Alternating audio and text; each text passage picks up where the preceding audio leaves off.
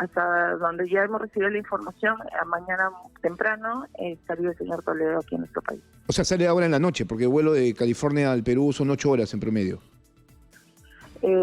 Sí, entiendo que son entre 7 y 8 horas, ¿no? Debe estar saliendo en la noche del día de hoy, si no es la madrugada, porque hay diferencias horarias, ¿no? Ellos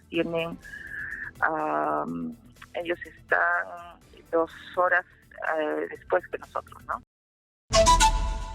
Está con nosotros a esta hora de la mañana la procuradora ad hoc para el caso Lavajato, la doctora Silvana Carrión, a quien le damos la bienvenida y le agradecemos por la deferencia con Exitosa y Hablemos Claro esta mañana. Doctora, ¿cómo está? Muy buenos días, bienvenida.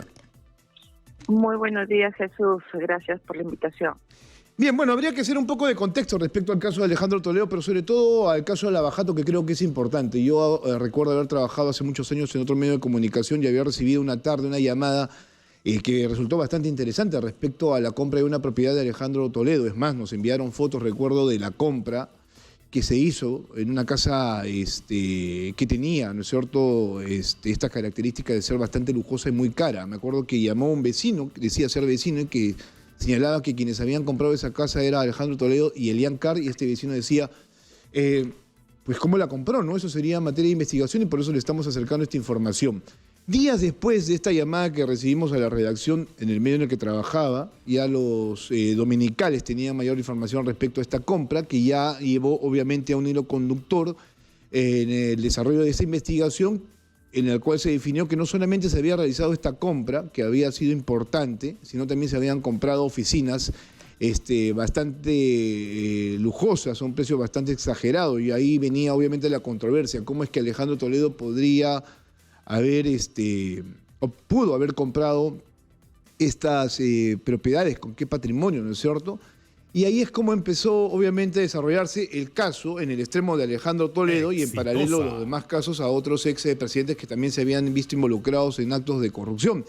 Y yo traigo a colación estos recuerdos porque creo que es importante dárselos a conocer a la ciudadanía, porque si algo ha pasado con el caso Lavajato es que al menos aquí en el Perú sí se ha investigado de manera sostenida y sí se ha venido tratando de encontrar respuestas y hacer que la justicia prevalezca. No sé si usted tenga la misma consideración, procuradora. Por supuesto, Jesús, como tú lo has narrado al inicio de esta presentación, el caso Lavajato no es un caso que solamente haya afectado a nuestro país, sino que afectó a varios países de la región. Conocemos ahora que este esquema de corrupción con este patrón criminal de la empresa Odebrecht y otras empresas brasileras fueron desarrollados también en otros países, pero si vemos a nuestros países vecinos o los países de la región, vemos que probablemente después de Brasil, con todos los reveses que ha tenido ahora también Brasil, Perú es el siguiente país que ha podido investigar esta operación o estos casos de mega corrupción de manera sostenida como lo has indicado, ¿no? Entonces, y creo que es importante ese mensaje, ¿no? Es lamentable, sin duda, que tengamos a casi los últimos expresidentes, todos, ¿no?, investigados bajo esquemas de corrupción, ¿no? La mayoría de ellos bajo el esquema Lavajato. Es lamentable para nuestro país. Pero creo que lo otro que sí debemos resaltar es que las instituciones en nuestro país funcionan, ¿no? A pesar de todos los cambios políticos y de otra índole, finalmente las instituciones que tienen que administrar justicia en nuestro país funcionan. La Fiscalía, el Poder Judicial, la Procuraduría, todas las instituciones están funcionando.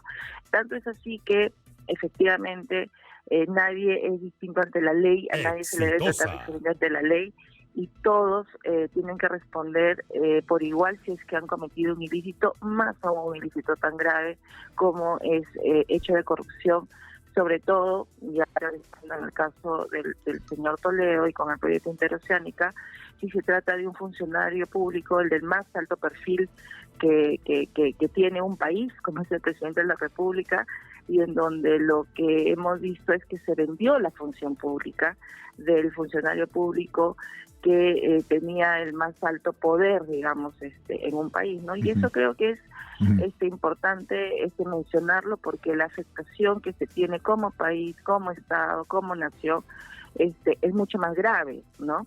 Entonces las sanciones tienen que ser obviamente drásticas también, ¿no? En materia penal y en materia civil, sin duda alguna. Entonces ahí la primera reflexión es que efectivamente las instituciones de nuestro país funcionan para estos hechos de corrupción graves, ¿no? Bueno, y eso es lo importante en realidad, porque nos está dando un mensaje que es bastante contundente respecto a la persecución del delito, y que además no se deja intimidar por absolutamente nadie, ¿no? Ahora, este caso Lavajato pues ha tocado a los Estados Unidos, ¿no? Donde la empresa esta tuvo que reconocer sus ilícitos, Brasil, donde el actual presidente de Brasil pues fue encarcelado y se desarrolló toda una investigación que llevó a una gran trama de corrupción que nos terminó tocando a nosotros, luego a Colombia, ¿no es cierto? Creo, si no me equivoco, parte de Argentina también. Bueno, varios países involucrados, sin embargo no se avanzó mucho al respecto. Solo aquí en el Perú el caso de Lavajato está permaneciendo con los años y se están generando resultados importantes. En este caso vamos directamente al caso de Alejandro Toledo. Y no me es extraño, Alejandro Toledo, cubrí su presidencia durante 5 años y fue un tipo... bueno, con diferentes tipos de actitudes relacionados a temas no solamente políticos, sino también ahora judiciales. Ha rehuido por 6 años a la justicia peruana, eso es indudable, aunque él diga que es inocente y aunque él diga que no se le corre la justicia. Lo concreto es que sí lo hizo y que además ha sentado todo un precedente dentro de la justicia norteamericana, porque ha accionado la mayor cantidad de acciones legales para tratar de evitar su extradición, y eso es así. Sí, así, efectivamente, el caso del señor Alejandro Toledo por el proyecto Interesanica, porque tú referías bien al inicio de la presentación este esquema de la compra de los bienes que ahora nosotros conocemos como el caso Ecoteva, que fue primero, ¿no? El primero que se descubrió en el tiempo, ¿no? En el año 2013-2014, que fue ese descubrimiento, y a partir del cual se inició el caso Ecoteva y que fue el hilo de la madeja que evidenció indicios de poder conocer o de poder indagar sobre el dinero que habría servido para estas compras o para esta cancelación de hipotecas, que fue lo primero que conocimos. Luego fuimos avanzando y descubrimos ya con el reconocimiento de Odebrecht ante una fiscalía en Nueva York, con este plea limine, este acuerdo que se celebró, el esquema de corrupción que había desempeñado la compañía respecto a varios países de la región.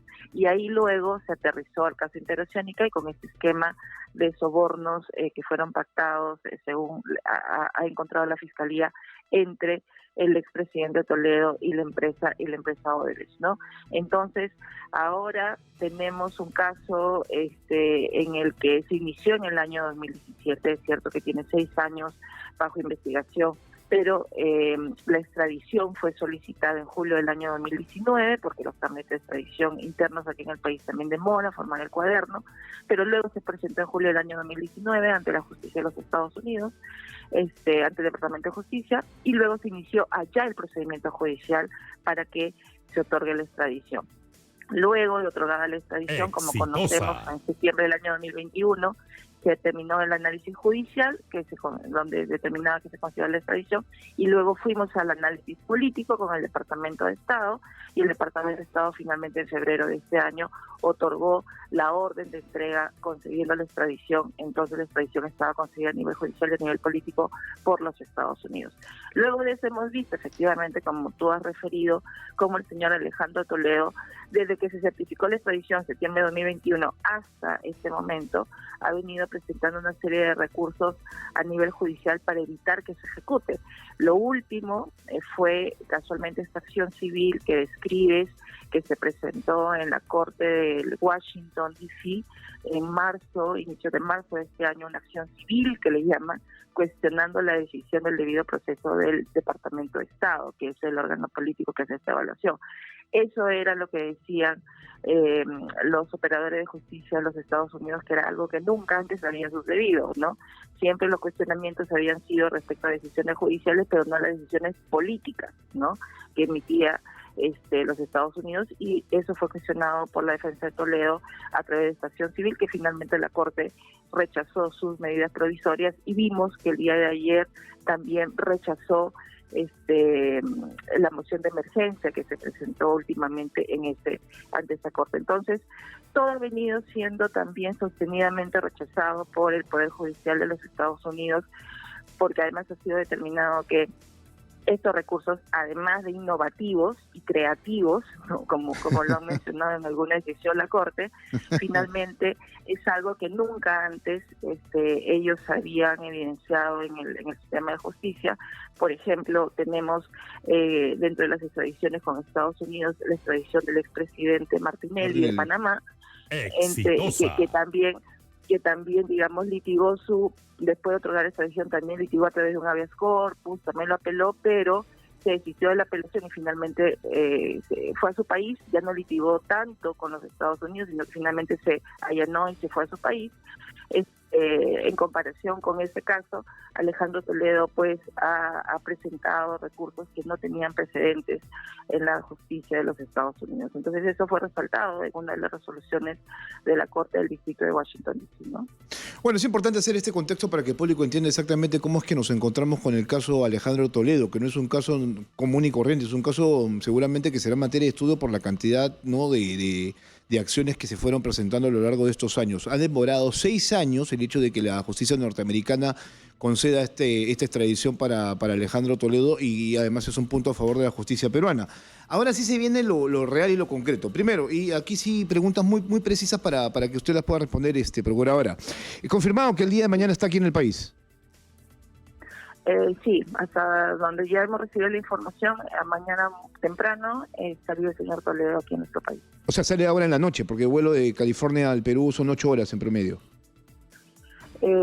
Sí, entiendo que son entre 7 y 8 horas, ¿no? Debe estar saliendo en la noche del día de hoy, si no es la madrugada, porque hay diferencias horarias, ¿no? Ellos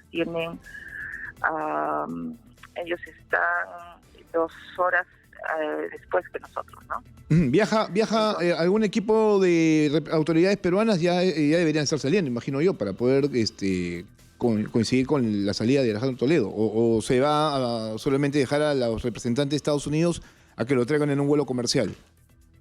Entiendo que las coordinaciones entre las autoridades de ambos países, por la emergencia, la urgencia y la seguridad, lo que se ha decidido es que viaje con los agentes de US Marshal, los agentes federales, los alguaciles federales, para que acompañen al señor Alejandro Toledo hacia nuestro país, ¿no? Bueno, yo tenía hasta ayer la información de que se estaba coordinando con los Estados Unidos para que ellos presten un avión y lo traigan. Al final se decidió que sea un vuelo comercial. Ahora, aquí viene lo otro, ¿no? Porque ese es el procedimiento natural para el proceso de entrega. Lo otro ya viene en función a lo que va a decidir la justicia peruana. Alejandro Toledo tiene una prisión preventiva, ¿no?, de 18 meses. Él ha argumentado en su última entrevista a un medio de comunicación internacional de que no quiere morirse en prisión y que va a tratar de buscar que exista algún tipo de variación en la medida limitativa, que sería, por ejemplo, el arresto domiciliario. Y yo sé que usted ha tenido una posición respecto a este tema, pero ¿qué tanto podría ser esto factible, no? Mire, ahí definitivamente la evaluación del juez es la que va a ser importante, pero la fiscalía, ¿no?, que es el principal actor, digamos, que finalmente se pronuncia sobre estos pedidos de arresto domiciliario, ayer ya anunció que se va a oponer a ese pedido de arresto domiciliario. Ya el señor Toledo, bueno, califica en el presupuesto de la edad, ¿no?, para este requisito, pero no es solamente lo único, ¿no?, porque seguramente la defensa va a alegar ello, pero no es solamente lo único que va a evaluar el juez, ¿no? La defensa también ha anunciado que va a poner a consideración el tema de su salud, pero el tema de su salud tendrá que ser algo que sea validado y legitimado, o en todo caso confirmado por las autoridades peruanas también. Seguramente pasará por exámenes acá, por medicina legal, para que determinen exactamente si su estado de salud es como lo señala la defensa del expresidente Toledo. Entonces, esas son cuestiones que el juez valorará, pero sin duda alguna ya anunció el Ministerio Público que se va a oponer a ese pedido si es que se presenta, ¿no? Porque hasta la fecha no se ha presentado, lo han anunciado en una entrevista ante un medio de prensa, pero formalmente en el proceso judicial no se ha presentado. Pero ya escuché ayer una declaración al otro José Domingo Pérez, que él sí va a poner a ese pedido, ¿no? Importante. En el caso de Alberto Fujimori, él fue sentenciado por delitos relacionados con la violación de derechos humanos y se decía, bueno, estos delitos no prescriben y tienen otra naturaleza, motivo por el cual el factor edad para él no tendría mucha relevancia. En el caso de Alejandro Toledo, los delitos de corrupción que se le imputan, que es lavado de activo y colusión, imagino yo, entre otros más, el factor edad, ¿qué tanto le puede jugar a favor? No solamente por el estado de salud, sino también porque él podría argumentar, por ejemplo, la prescripción de sus delitos. Yo recuerdo perfectamente que cuando hace muchos años se inició un juicio, por ejemplo, a General Godaro Parker, por estos ladivideos que fueron apareciendo, él argumentó como defensa el tema de la edad, ya tenía más de 70 años, ¿no es cierto? Entonces tenía problemas de salud y él, en ese momento el juez tomó en consideración eso y básicamente lo apartó del juicio y suspendió todo tipo de acción penal contra él. Lo traigo a colación porque ahora que hablamos que Alejandro Toledo es una persona que obviamente utiliza una serie de recursos para poder salirse del espacio de la acción de la justicia, podría ser, por ejemplo, un argumento de defensa. ¿Esto podría ser así o no? No, porque, claro, primero que estamos en una condición distinta y con un caso distinto en temas de corrupción. Recordemos que el esquema Lava Jato, en cuanto al esquema de corrupción, es un esquema de corrupción mucho más complejo, sofisticado, pero más grave también por la forma en que se trató de esconder todos estos actos de concertación, pero además con todo este esquema de offshore y todo este esquema financiero, ¿no? Para trasladar el dinero no maculado, el dinero ilícito. Entonces, menciono esto porque los hechos de corrupción que se investigan en este caso son bastante graves y tienen una prueba bastante sólida además, ¿no? No solamente que son hechos imputados por la Fiscalía, que son hechos de gravedad, sino que tienen pruebas sólidas. Entonces creo que esa es una primera diferencia probablemente con otros casos, ¿no? Y hay que analizar este caso en particular a partir de la evidencia que hay al interior del caso, ¿no? Ahora, con el tema de la prescripción, en realidad, también, primero que el señor Alejandro Toledo es imputado con delitos graves, no colusión agravada y lavado de activos, que tienen de 15 a 20 años de pena combinada hacia arriba. Entonces, con los temas de prescripción no se habrían producido, ¿no? Y todavía faltaría un tiempo más para que en todo caso se produzca. Pero además también habría que considerar desde cuándo se debe considerar el momento en que se inició el tema de la prescripción, ¿no? Digamos, el pacto ilícito fue en el año 2004, ¿no? Conforme nosotros conocemos de los hechos. Sin embargo, los pagos, ¿no? Hemos visto que han sido hechos hasta el 2010, ¿no? Porque fueron pagos fraccionados, escalonados del soborno, ¿no? Conforme a un cronograma de pago del soborno que fue establecido por el señor Alejandro Toledo a través de sus agentes cercanas y la empresa Odebrecht, ¿no? Claro, pero a ver, entonces el argumento de la prescripción de sus delitos, o sea, puede ser una estrategia de defensa vigente para Alejandro Toledo, no lo podemos descartar entonces. Digamos, la defensa lo puede alegar, pero creo que por el lado de la Fiscalía y de la Justicia está claro que estos hechos no han prescrito todavía, ¿no? Y que el momento en que se debe comenzar a contar la prescripción no sería desde el momento en que se fijó el pacto concertatorio, que fue en el 2004, sino en un momento después del 2010. Incluso puede ser una posición de que sea un momento posterior, porque los se visualizaron o continuaron dándose, digamos, en el tiempo, ¿no? Y ese es un tema legal que sí permite discutir la prescripción. La defensa del señor Toledo, obviamente, como hemos visto, va a alegar lo que considere, pero creo que la Fiscalía y nosotros tenemos argumentos sólidos para sostener que la prescripción no se ha producido, ¿no? Claro, yo me pongo en el sentido ya de cómo se podría desarrollar las estrategias legales de ambas partes, ¿no? Del que acusa y el acusado. O sea, eso es lo válido, eso es lo que se va a dar en las próximas semanas. Y eso hay que contarle también al público, ¿no? Porque además Alejandro Toledo, como usted bien claro lo ha señalado, en Estados Unidos ha argumentado una serie de cosas. Incluso dijo que no se había iniciado un juicio, ¿no? Propiamente dicho, dentro de del Perú. Y claro, no se inició un juicio porque tú te has escapado, pero tienes que estar aquí para que se inicie el proceso. Mientras tanto, tiene que hacerse todo un proceso de desarrollo para tu extradición que ya se logró. O sea, hasta eso ha llegado Alejandro Toledo. Entonces, hay que ser muy claros en ese aspecto. Ahora, Sí. el otro argumento, el de ser colaborador eficaz.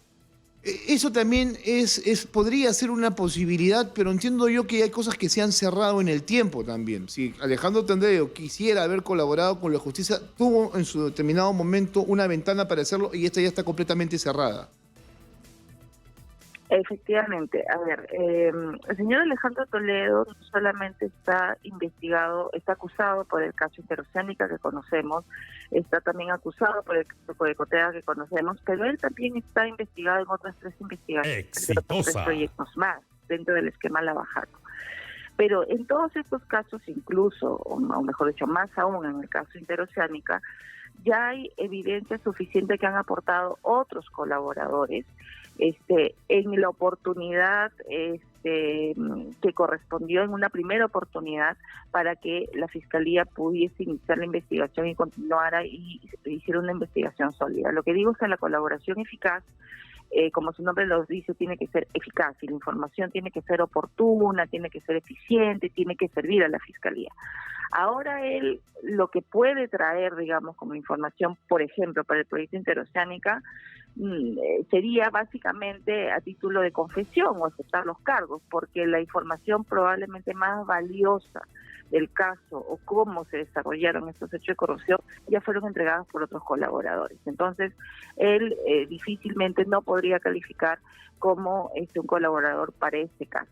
Sin embargo, si el señor, acá lo que podría hacer es quizás apelar a una confesión sincera, quizás aceptar los cargos que la Fiscalía, y llenarse a lo que la Fiscalía le está imputando en su acusación. Lo que podría hacer el señor Toledo, si es que tiene la información y si que tiene la voluntad, porque la colaboración, hay que decirlo, es un tema voluntario, ¿no?, de la persona que se quiere someter a la colaboración, así lo dice la norma. Si él tuviese información de otros casos, de otros proyectos, otros contratos que se dieron durante su gobierno y que pueda, digamos, develar información valiosa respecto a funcionarios de alto perfil, probablemente ahí la Fiscalía podría evaluar un tema de colaboración, pero no de los casos que nosotros ya conocemos, porque ya los conocemos, ya se brindó la información por alguien más, ya fue otro colaborador que dio esa información eficaz, ¿no? Además, por algo muy primarioso, porque esto ya está a nivel de acusación fiscal, o sea, ya hay una decisión fiscal de decir, el señor ha cometido todos estos delitos, hay tal testimonio, tal prueba, y hay una pena que estamos solicitando, que en este caso, son 20 años de prisión. Doctora Carrión, por favor, permítame, yo sé que usted es una persona ocupada, hacer una pequeña pausa y volver, porque este es un caso bastante extenso y creo que es importante que la ciudadanía, hoy al menos algo que es un poco más relajado, sepa exactamente de qué nivel nos encontramos. Por favor, le pediría unos minutos, vamos a la pausa y regresamos aquí en Hablemos Claro a través de Exitosa. En Lima, 95.5 de la FM. Somos la voz que integra el Perú. Volvemos. Estamos conversando con la doctora Silvana Carrión, procuradora ad hoc para el caso Lavajato, con esta importante noticia y resultado, la extradición de Alejandro Toledo. Mañana estaría pisando nuestro país y de inmediato ya se inicia todo el proceso judicial aquí en el Perú. Él por lo pronto tiene 18 meses de prisión preventiva. Y entonces ya estaríamos ya con la acusación fiscal y tendríamos que entrar ya a la siguiente etapa, ¿no?, que es el inicio del proceso como tal, doctora. Entonces estábamos hablando que no puede ser colaborador eficaz, que bueno, hablábamos de la prescripción de delitos, que podría ser un argumento de defensa, que también está ahí vigente por parte de su defensa. Exitosa. Hablamos de la colaboración eficaz, que él ya no podría entrar en esa figura porque esto ya está a nivel de acusación también. Pero sí podría tener una confesión sincera para menguar en cierta manera 2 años, ¿no es cierto?, de la pena que se estaría solicitando para él. Esto sí le serviría. A ver,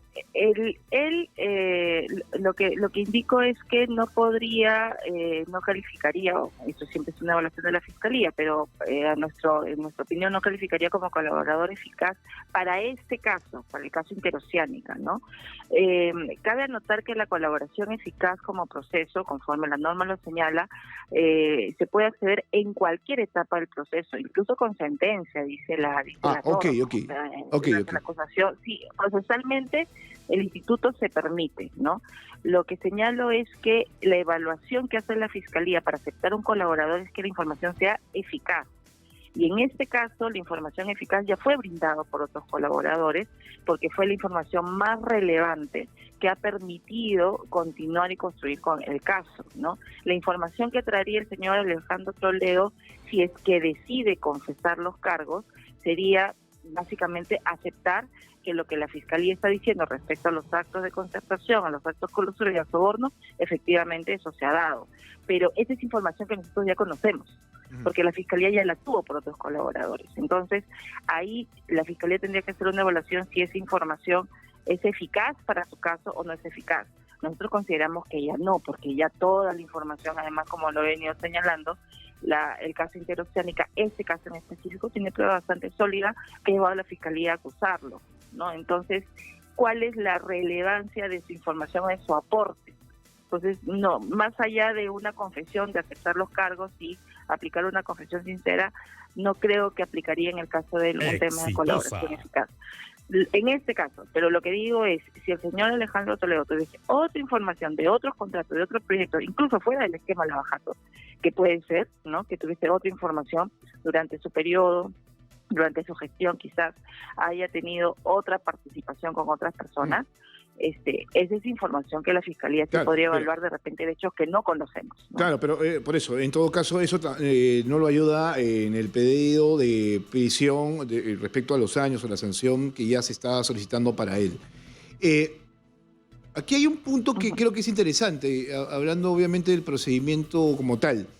El caso de extradición con los Estados Unidos, ¿le impide a la justicia peruana, por ejemplo, acusar a Alejandro Toledo de otros delitos o abrirle otro tipo de investigación? Porque en el caso de Alberto Fujimori, por ejemplo, este tema del entendimiento de los tratados de extradición impide, por ejemplo, a la justicia peruana abrirle investigación o sancionarlo por otro delito. Se tiene que pedir una especie de autorización o permiso o ampliación de delitos para que estos recién se puedan investigar y sancionar aquí en el Perú. En el caso de Alejandro Toledo también tendría el mismo criterio, entendiendo que son países completamente distintos. Sí, porque en realidad la extradición ha sido concedida en el marco de este proceso interoceánico, ¿no? Hay otro pedido, por ejemplo, de extradición por parte de Perú, por el caso de Coteva, ¿no? En el marco del caso de Coteva ya se pidió la extradición. El cuaderno de extradición se encuentra, en ese caso se ha pedido contra el señor Alejandro Toledo y la señora Elian Carr. Los cuadernos de extradición se encuentran en evaluación del Departamento de Justicia, pendiente de ser presentados al Poder Judicial de los Estados Unidos, ¿no? Entonces, una vez que el Poder Judicial de los Estados Unidos autorice que se investigue también por el caso de Coteva, entonces se ampliará la extradición o se ampliará el hecho para que el señor Toledo también pueda ser juzgado por el caso de Coteva. Bien, perfecto. Se lo pregunto como si fuera un oyente para que usted básicamente les dé cuáles son las luces respecto a esa situación. Entonces, así está caminando el proceso de Alejandro Toledo. Miren ustedes cómo va la línea. Ahora, yo también me preguntaba en estos últimos días, y le decía a algunos colegas aquí que trabajan en Exitosa, ok, en estos momentos Alejandro Toledo es el menos relevante, no por cómo se están dando las cosas, porque él ya va a regresar al Perú. El problema para la justicia peruana va a ser, en el caso de Coteva, Elian Carr, porque Elian Carr en estos momentos básicamente no tiene ningún tipo de pendiente con la justicia norteamericana y, como usted bien dice, todavía esto está en proceso, ¿no? A través de la elaboración de una carpeta que ya ha sido presentada, pero no meditada. El asunto es el siguiente. Elian Carr acaba de recibir su pasaporte norteamericano, que ella además lo entregó de manera voluntaria junto a Alejandro Toledo. Yo digo, ¿cuál será el destino de Elian Carr? Alguien decía ayer, olvídense, Elian Carr no vuelve nunca más al Perú. Porque para empezar, si ella quisiera volver, tendría que enfrentar en principio un proceso, ¿no?, de prisión preventiva de 18 meses que está vigente. Sí, correcto. Ella también tiene un mandato de prisión preventiva vigente por el caso de Coteva. Y sí es correcto que a la fecha ella no tiene ningún mandato, digamos, de impedimento en los Estados Unidos para salir del país, porque estas acciones se tienen que dictar en el marco de la demanda de extradición que presenta los Estados Unidos al Poder Judicial. de Estados Unidos, ¿no? Pero esto todavía no ha sucedido como indiqué. Está en evaluación la carpeta de extradición en el Departamento de Justicia. El Departamento de Justicia, a través de la Fiscalía Americana, tiene que presentar ese expediente al Poder Judicial de Estados Unidos.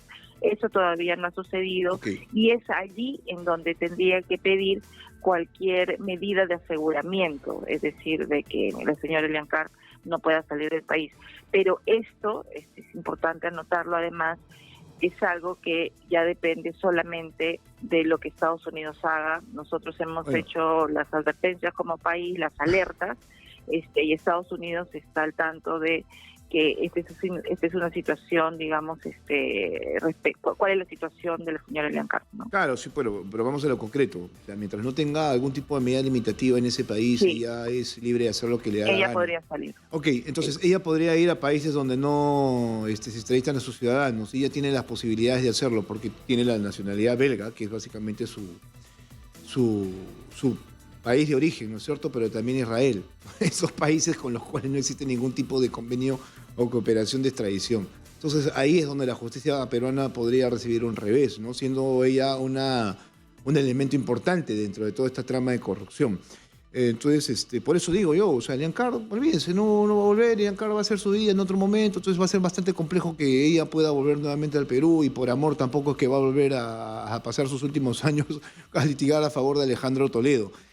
Ahora, Alejandro Toledo ha pedido $1 millón de fianza, ¿no es cierto?, que se le devuelva. Este dinero se le podrá devolver, la justicia podrá accionar para que se le incaute como en otro momento se le han incautado cuentas y propiedades.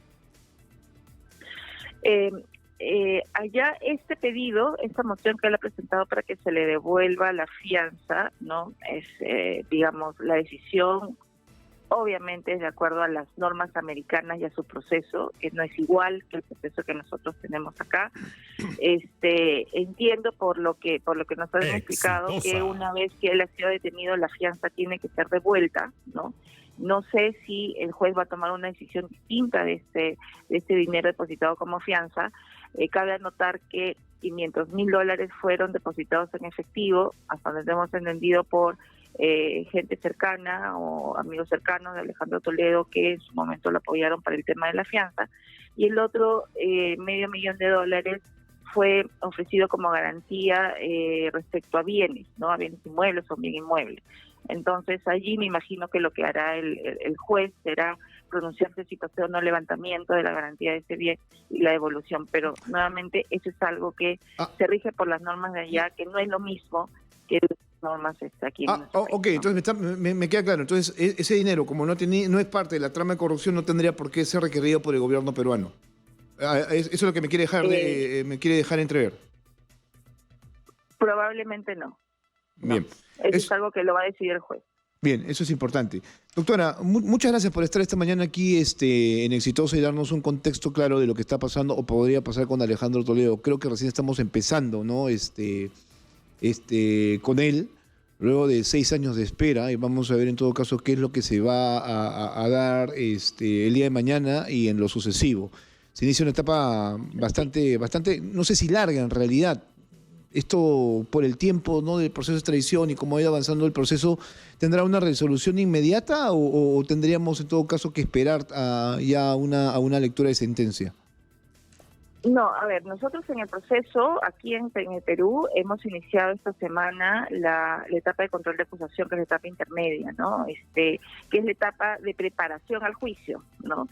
Entonces, esta etapa debe durar, estimo, unos 3 meses, porque se tienen que, en las sesiones, evaluar varias cuestiones de la acusación técnica y de todo lo que las defensas han presentado, la Procuraduría también, pero es una evaluación, digamos, técnica de la acusación. Luego que termine esta etapa intermedia que le llamamos el control de acusación, ya el juez a cargo, como sabemos, es el doctor Concepción Carguancho, emitirá, ¿no?, su auto de pasar a juicio oral, para que luego ya se inicie la etapa de juzgamiento que nosotros esperamos sea efectivamente en este año. Entonces, ahí comenzaremos el juicio oral propiamente dicho contra el señor Alejandro Toledo y los otros investigados. pero sin duda alguna es algo que nosotros visualizamos que se va a desarrollar de manera pronta, ¿no? Porque el juez ha establecido sesiones 2 veces a la semana, con lo cual para terminar esta etapa intermedia, como digo, va a ser más o menos pronto si es que seguimos en esa dinámica, ¿no? Y lo otro, Jesús, que creo que es importante mencionar, sí es cierto, son 4 años que ha durado el proceso de extradición, un poquito más, porque fue julio de 2019 que se presentó a los Estados Unidos, pero creo que además el señor Alejandro Toledo no podrá alegar que no ha recurrido a todos los recursos que las leyes americanas o de Estados Unidos permiten para poder defenderse de este proceso de extradición. Hemos visto que hasta el último él ha ido presentando recursos, por lo tanto la garantía del debido proceso se ha producido también en ese proceso de extradición en los Estados Unidos. Y finalmente creo que sí es importante destacar, Jesús, que esa extradición es sin duda alguna un gran logro del sistema de justicia del Perú, donde diversas autoridades e instituciones que integramos este sistema, como el Ministerio Público, el Poder Judicial, la Cancillería, el Ministerio de Justicia y la Procuraduría ad hoc, hemos realizado diferentes acciones y esfuerzos para lograr este resultado, ¿no? Con un apoyo incluso para brindar la información y el soporte técnico que se ha requerido y que se nos ha solicitado desde el Departamento de Justicia, ¿no? Incluso viajamos en septiembre del año 2021 con el doctor Rafael Vélez, el doctor José Domingo, para estar atentos a cualquier soporte que se requiera para esa audiencia de extradición, que fue en septiembre del año 2021. Entonces ha sido un esfuerzo conjunto de varias entidades para lograr finalmente el traslado del señor Alejandro Toledo a nuestro país y se someta a la justicia peruana por los graves hechos de corrupción que cometió o que habría cometido, conforme lo ha explicado la Fiscalía en su calidad de expresidente. Bueno, no puede alegar en todo caso que la justicia peruana está politizada, o sea, ha generado obviamente todo un contexto y se ha cumplido con todo un procedimiento también. Así es, te claro. Correcto, así es. Bien, doctora, muchas gracias. Un fuerte abrazo. La doctora Silvana Carrión, procuradora ad hoc del caso Lava Jato, estuvo en extenso aquí en Exitosa en Hablemos Claro.